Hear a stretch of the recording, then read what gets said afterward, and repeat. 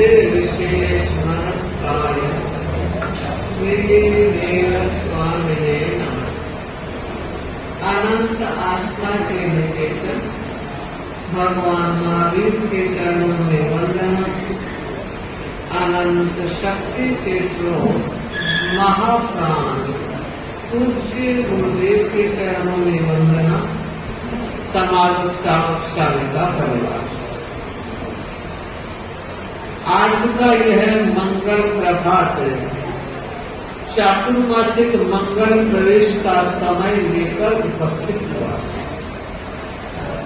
हमें आज बहुत प्रसन्नता है। वह इस बात की नहीं कि दिल्ली में दूसरा हमारा चातुर्मास हो रहा है, पीतमपुरा किलोनी देवी धर्मशाला में हो रहा है, इतने बड़े हॉल में हो रहा है। खुशी इस बात की है कि हमें पूज्य प्रवर ने एक निर्देश दिया था कि 2024 का तुम्हारा चातुर्मास पीतमपुरा में हो, और आज हमने गुरुदेव के आदेश की अनुपालना का श्री गणेश कर दिया। और तेरा पंथ धर्म संघ में अगर कोई शिष्य करता और पूरता है तो उस पर गुरु का आशीर्वाद, जिस पर गुरु का आशीर्वाद है वो व्यक्ति हमेशा वर्तमान रहता है। मैं आप सबसे ये कहना चाहूंगी, स्वागत समारोह में बहुत कुछ आपने अपने भावनाओं को अनेक माध्यमों से अभिव्यक्त किया है। सच सबसे पहली जरूरत है हमारे जीवन में गुरु का स्थान सर्वोपरि, और जहाँ गुरु के प्रति समर्पण, जहाँ गुरु के प्रति निष्ठा, जहाँ गुरु के प्रति आस्था भाव है, वो व्यक्ति कल्याण के मार्ग पर निरंतर आगे बढ़ता रहता है। एक शिष्य और गुरु जा रहे थे, रास्ते में अंधेरा हो गया। गुरु ने कहा, वत्स आज की रात यही बिता देते हैं, जो आज्ञा गुरुदेव। दोनों बैठ गए। शिष्य ने कहा, गुरुदेव घनी अंधेरी रात है, जंगल का मामला है, आप विश्राम फरमाएं और मैं चौकीदारी कर देता। गुरु ने कहा, मेरा रोज का क्रम है, मुझे समाधि में जाना है, 3 घंटे में समाधि में रहूंगा। और शिष्य ने कहा, जो आज्ञा। गुरु 3 घंटा में समाधि में गए, शिष्य चौकीदारी कर रहा। और अब जैसे ही 3 घंटे पूरे हुए, लगभग रात के 11 बजे तक का समय हो चुका था। और अब शिष्य ने कहा, गुरुदेव अब आप विश्राम करें, मैं चौकीदारी कर रहा था वही करूंगा। गुरु ने कहा, नहीं, मेरा विश्राम हो गया है, अब तुम विश्राम करो, मैं जागृत रहूंगा, जंगल का मामला है। और जब गुरु का कोई आदेश हो जाता है तो मैं यही कहना चाहूंगी, हमारे मुख से तहत वचन के सिवाय कोई दूसरा तर्क सामने ही नहीं आए। क्यों, कैसे, कब, कितना, ये सारे प्रश्न पटाक्षेप मांगते हैं। जब गुरु की नजर पड़ गई, गुरु का निर्देश मिल गया, गुरु का आदेश मिल गया, बड़ा समर्पित था, जो आज्ञा गुरुदेव। अब वो बैठा है, थोड़ी देर ध्यान किया, नींद आने लगी, सो गए। गुरु जागते बैठे हैं, रात के 1 बजे का समय। गुरु ने देखा सर सर सर सर की आवाज पत्तों के बीच से आ रही है। ध्यान दिया और गुरु को लगा कुछ गड़बड़ है। तभी आकाश में बिजली चमकती है और उस चमक में गुरु ने देखा एक भयंकर सा काला नाग आगे बढ़ा। गुरु अनेक भाषाओं के जानकार थे। उस नागराज को पूछा, नागराज इधर तो हमारा परिवार है, मैं और मेरा शिष्य हम यहाँ है, आपको रास्ता चाहिए तो मैं रास्ता बना देता हूँ, आपको कहीं आगे पधारना है। नहीं नहीं, मैं यहीं आया। यहाँ क्यों? कि मुझे अपना पुराना शत्रु आज मिला है, वर्षों से जिसकी इंतजार। कौन सा शत्रु?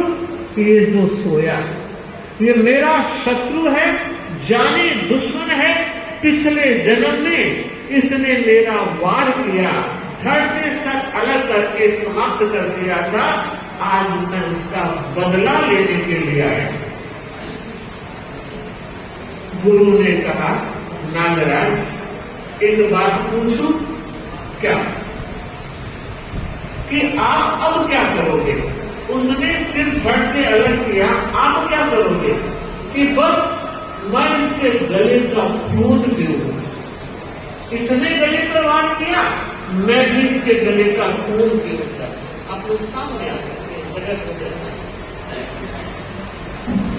और कहते हैं जब गुरु ने ये सुना, गजब हो जाएगा, तो पूछा, नागराज एक बात बताओ, गले का खून पियोगे, जहर तो नहीं छोड़ोगे? कि नहीं, मेरा लक्ष्य खून पीने का है, जहर तो ऑटोमेटिक छूटता है। मैं जहां डंग लगाऊंगा जहर छूटेगा। तो आप नहीं चाहते जहर कि नहीं चाहते? मैं केवल गले का खून पीऊंगा। तब एक काम कीजिए, आप भूखिए, 2 क्षण में मैं व्यवस्था करता हूं। और आप देखिए गुरु ने क्या किया, एक पत्ता उठाया और अपने थैले में चक्कू था, उस चक्कू को बाहर निकाला। शिष्य सो रहा था, उसका सर अपने यहां रखा और चक्कू निकाला। शिष्य ने आंख खोली और देखा गुरु के हाथ में चाकू है। कुछ नहीं बोला, आंख बंद कर दी। गुरु ने गले से चाकू के वार के द्वारा थोड़ा खून निकाला और नागराज को पिला दिया। और नागराज ने कहा, मेरा काम हो गया, मैंने बदला ले लिया। बंधु, ये गुरु होते हैं और ये गुरु का ज्ञान अगम्य होता है, कोई जान नहीं सकता किस समय गुरु क्या निर्णय लेते हैं और वो शिष्य के लिए कितना हितकारी हो सकता है। बंधु, वहां से रात की ओर प्रस्थान किया। गुरु ने सोचा कि मेरा शिष्य मुझे जरूर पूछेगा। पूरे रास्ते में चले गए, पर शिष्य ने नहीं पूछा। वहां पहुंचने के बाद पूरा दिन बीत गया, मगर शिष्य ने नहीं पूछा। अब गुरु से मिल रहा गया और गुरु ने कहा, वत्स, रात की घटना के बारे में तुझे जानकारी है? कि गुरुदेव है। तो तूने पूछा कुछ भी नहीं। मैं सुबह से रात से प्रतीक्षा कर रहा हूं। सुनिए वो शिष्य क्या जवाब देता है कि गुरुदेव, मैंने आंख खोली, जब हलचल हुई तो आंख खोली और मैंने देखा कटार, छुरी, चक्कू, कुछ भी कह ले, वो किसके हाथ में है? गुरु के हाथ में है। गुरुदेव, मैं आपको क्या पूछना, मुझे इस बात का पक्का भरोसा है कि गुरु मेरा अहित कर ही नहीं। बंधुओं और बहनों, ऐसा होना चाहिए हमारा अपने गुरु के प्रति समर्पण। जहाँ कटार भी है और अगर गले पर भी चलेगी तो हमारा नुकसान नहीं, भला ही होगा। सच हम पहली बात यह कहना चाह रहे हैं, कितने भाग्य से जैन शासन मिला है, प्रभु महावीर का दर्शन मिला है और परम सौभाग्य की बात है कि भिक्षु शासन और आचार्य महासमाज का साया।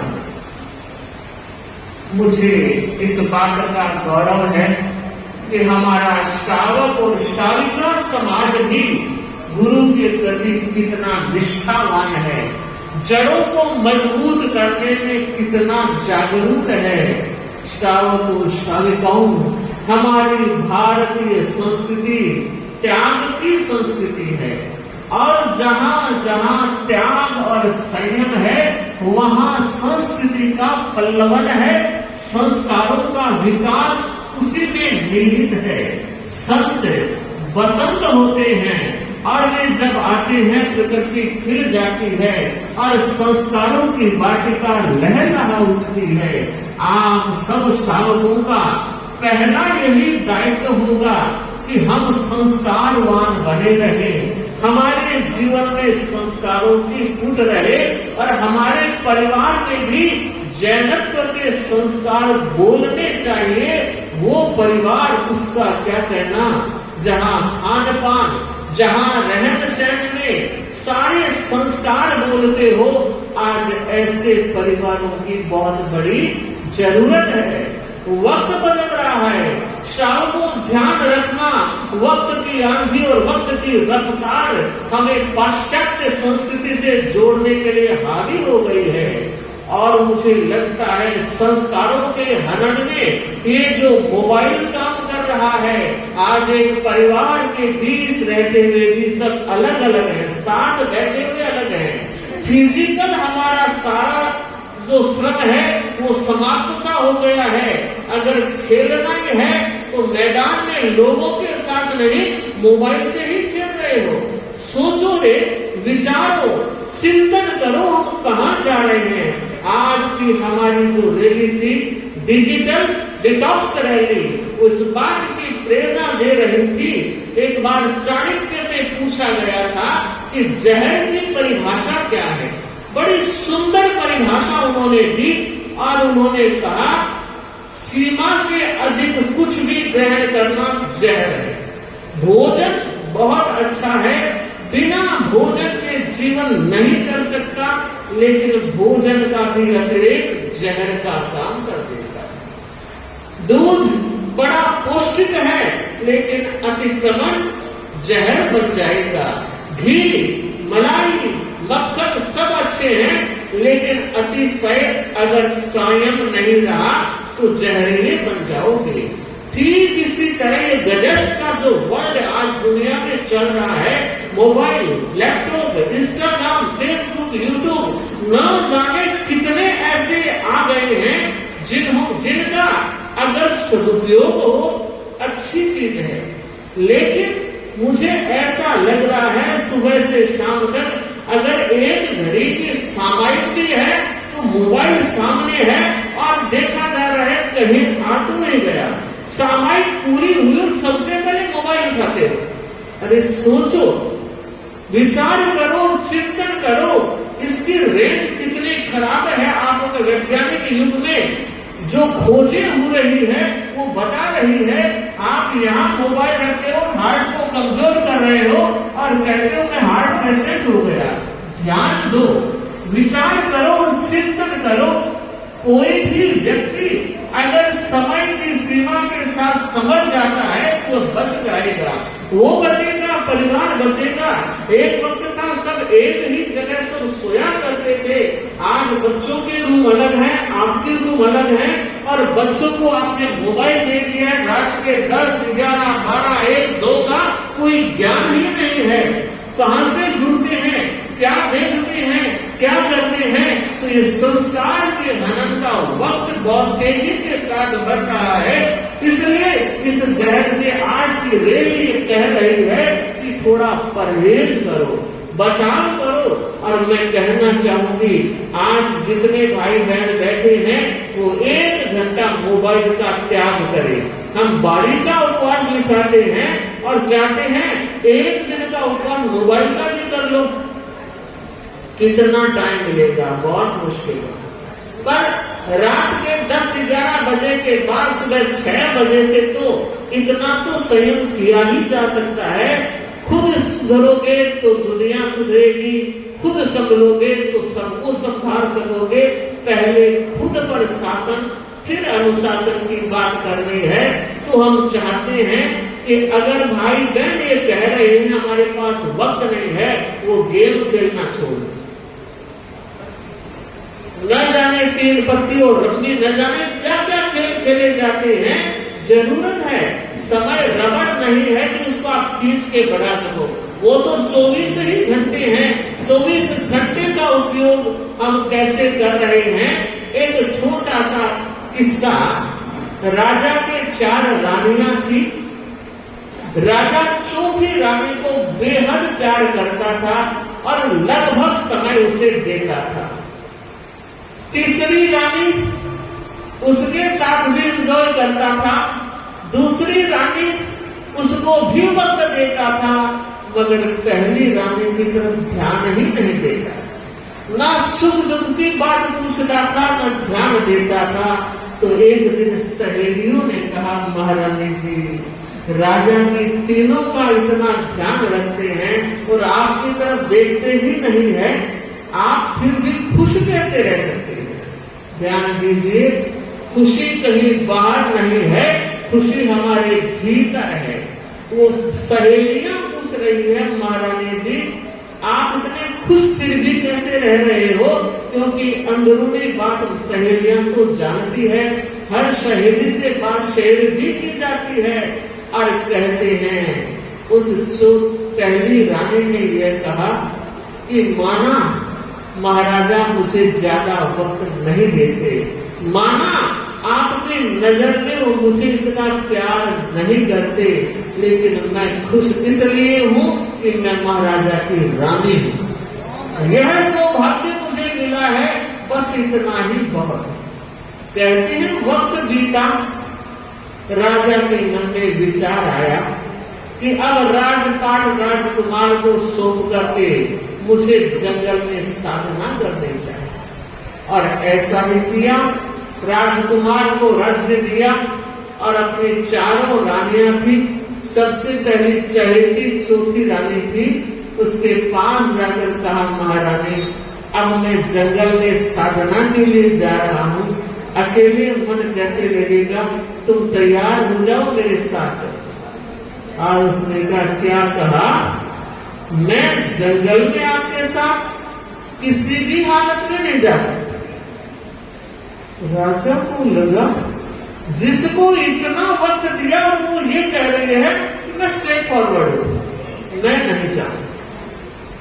राजा ने सोचा कोई बात नहीं, तीसरी को भी तो मैंने स्नेह दिया है, प्यार दिया है, वक्त दिया है, सुख दुख में साथ दिया।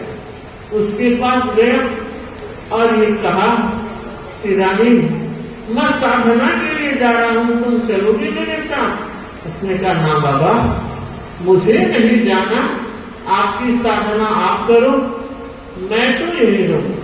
तो अगर तू यही रहेगी, मैं चला जाऊंगा तो मैं दूसरी शादी कर लूंगा। सब रह गया राजा और मुंह लटक गया। चलो कोई बात नहीं, दूसरी के पास जाता हूं। उसको पूछा, तुम तो चलोगी? कि नहीं, साधना आप कीजिए, मुझे नहीं जाना, पर हाँ मैं एक वादा करती हूं कि मैंने आपके हर निर्णय में सहयोग दिया है। आपने जब भी मुझसे कुछ पूछा, विचार विमर्श किया है, आपका सहयोग साथ देती रही हूं।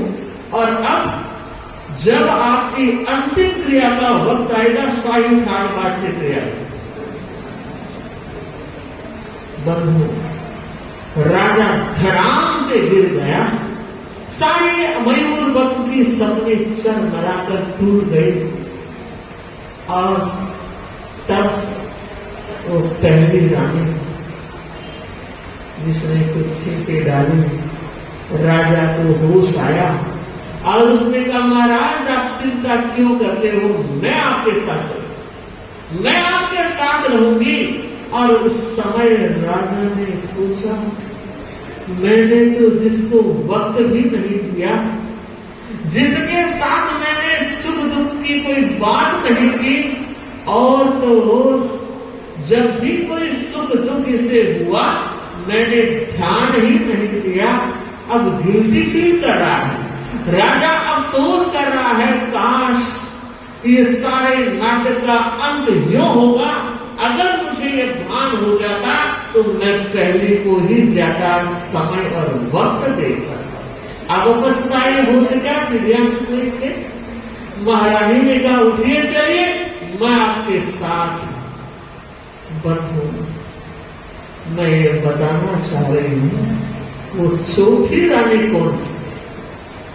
वो चौथी रानी थी अपना शरीर, जो हम सबके पास है और हम इसे कितना प्यार करते हैं। 24 घंटे में अधिकतम समय शरीर को दिया जाता है, मगर जब काल का बुलावा आएगा धड़ाम, सब कुछ समाप्त, साथ नहीं देगा।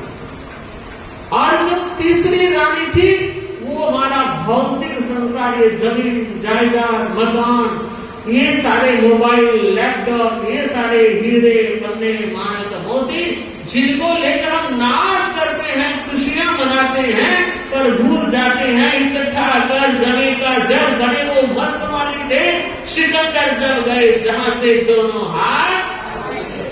सब जानते हो ये थी तीसरी पत्नी, और जिसने ये कहा कि आप चले जाइए, मैं दूसरी शादी कर दूंगी, तो ये संपदा जो है आगे वाला छोड़ के जाता है, पीछे वालों के वो काम आती है।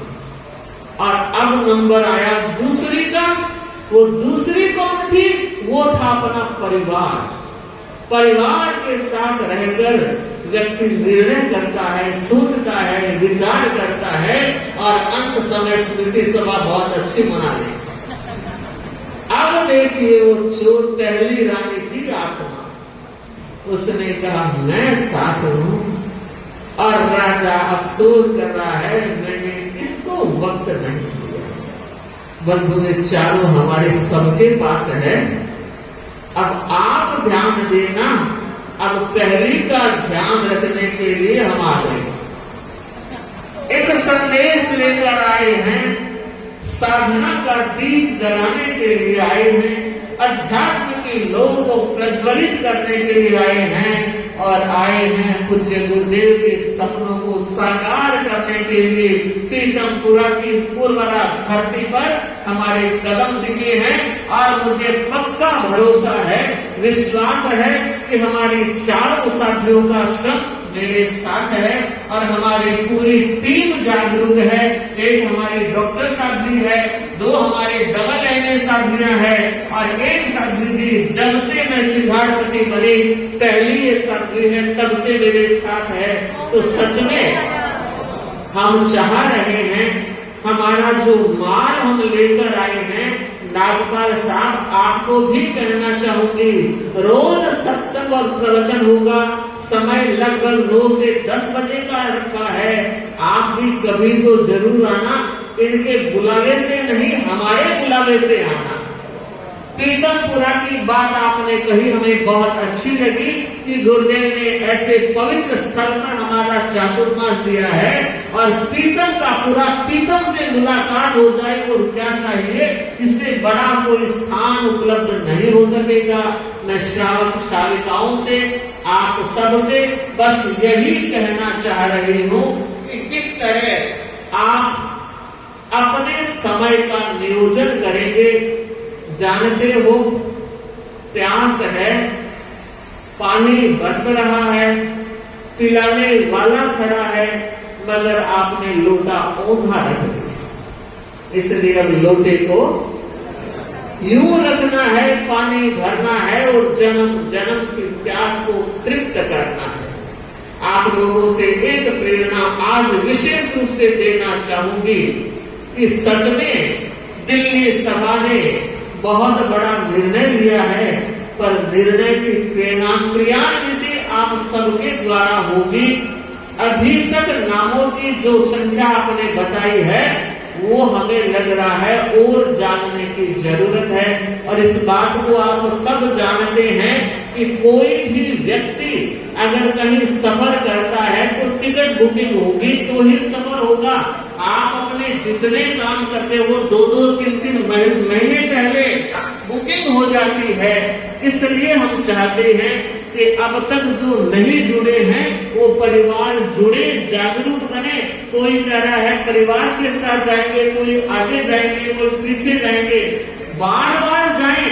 गुरु तीर्थ में जितना नहाए उतना ही कल्याण है। लेकिन मैं सब लोगों को कहना चाहूंगी, 27 सितंबर का जो दिन है वो घर रहने का दिन नहीं, गुरु दर्शन का दिन है। आप सब लोग जिन्होंने नाम नहीं लिखाए हैं वो जरूर नाम लिखाएं। मात्र 5 दिन का वक्त दिया है और हमें 5वें के लिए सूचना मिलनी चाहिए कि 4 का आंकड़ा पार हो गया है और ये आपके द्वारा होगा।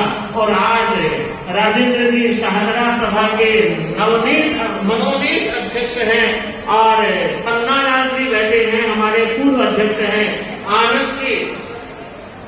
आनंद जी गुज्जा बैठे हैं जो हमारे सयाकर बने थे और मुझे लगता है अच्छी संख्या में आज उपस्थिति है।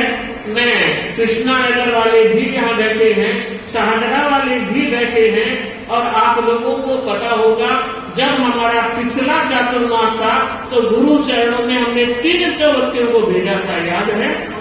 तो अब तो उसे ज्यादा होने चाहिए। एक बहुत बड़ा मौका आ रहा है तो आप लोगों की जवाबदारी है वो हम इस बहाने मैं साथ संदेश जी को भी निर्देश और कहना चाहूंगी कि वो भी पूरा श्रम करे और 300 का आंकड़ा पार होना चाहिए, क्योंकि पिछले चातुर्मास में हम करके आए हैं। हाँ, और 300 नाम 3 दिन में आ गए थे और उसके बाद तो रोक दिया गया था कि अब व्यवस्था नहीं कर पाएंगे। तो आपके क्षेत्र का जागरूकता के साथ ध्यान देना है, क्योंकि बड़ा क्षेत्र है और सघन क्षेत्र है। उस सघनता का उपयोग मैं मानसरोवर का नाम भी लेना चाहूंगी, जहां शतक पार हो गया है। कीर्ति नगर का भी नाम लेना चाहूंगी। मैंने तो सुखराज जी को कहा था कि जब हम शाहदरा में थे तब ये बात आ जाती तो बहुत अच्छा रहता, पर कोई बात नहीं, अब भी चातुर्मास है, आप सब हो, हम ये चाहते हैं कि नगर से भी नाम आए हैं। और पीतमपुरा वालों से फिर कहना चाहूंगी, अध्यक्ष जी और मंत्री जी और आपकी पूरी टीम से कहना चाहूंगी कि पीतमपुरा में और अधिक जो भी मैंने संख्या बोली है उससे पीतमपुरा में काम नहीं चलेगा और अधिक संख्या। और मुझे लगता है कि यह हो जाएगा, क्योंकि हमारी पूरी टीम जो एक बार खड़ी होकर दर्शन तो कर लेगी। टीम में जुनून है, काम करने की शक्ति है और हम चाहते हैं ये पहला काम हम दे रहे, बाकी तो हम कर लेंगे, मगर ये व्यवस्था वाला काम आपके जुम्मे है। नाम हम लिख रहे हैं पर व्यवस्था आप लोगों को करनी है। तो आप ये न सोचें कि कोई आएगा तो हम संपर्क कर लेंगे, आप घर घर से संपर्क करें और अच्छी संख्या में पीतमपुरा दिखना चाहिए, ठीक है?